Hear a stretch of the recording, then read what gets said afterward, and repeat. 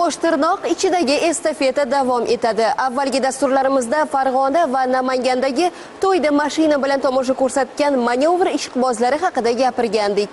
Bu gal xuddi shunday o'pkasi bilan shartnomasi tugagan bir guruh haydovchilar Qashqadaryodagi to'yda tomosha ko'rsatishdi.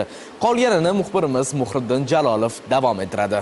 To'y marosimi bahonasida bir guruh avtomobillarning yo'lini to'sib, o'ziga xos kortejni tashkil etib harakatlanishi boshqa haydovchilar uchun noqulaylik ham tug'dirdi. Mirishkor tumani yo'l patrul xodimlari holat yuzasidan darhol xizmat tekshiruvi o'tkazdi. Natijada qoidabuzarlik sodir etgan haydovchilarning barchasi aniqlanib, ularning avtomashinalari jarima maydonchasiga joylashtirildi. Guruh bo'lib harakatlanganimiz uchun afsusdamiz. Qayta bu holat takrorlanmaydi. Qolganlar ham o'rnay bo'lsin shu. Biz o'zimiz avtomobilimizda to'y kortejlariga xizmat qilardik. Qayta takrorlanmasligiga va'da beramiz. Qilgan ishimdan afsusdaman. Boshqalarga ham shu narsani tavsiya qilib qolaman. Turli xil kortej harakatlarini ijtimoiy tarmoqqa joylashtirdik. Bu qilgan ishimizdan afsusdamiz.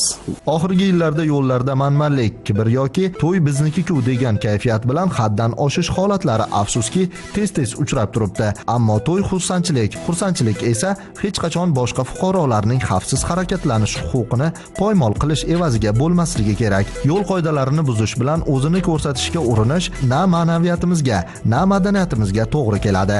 Xalqimiz azaldan nikoh to'y marosimlarini hurmat-ehtirom bilan tartib-intizomni saqlagan holda o'tkazib kelgan. Bugungi kunda transport qatnovi keskin faol bo'lgan sharoitda yo'llarimiz bunday tartibsizliklarni ko'tarmaydi. Shuning uchun har bir fuqaro anglab yetishi lozim. Yo'l umumiy makon, unda hammaning huquqi barobar. Muhriddin Jalolov, Yorqin Bobonazarov, Ovoza informatsion dasturi uchun Qashqadaryodan.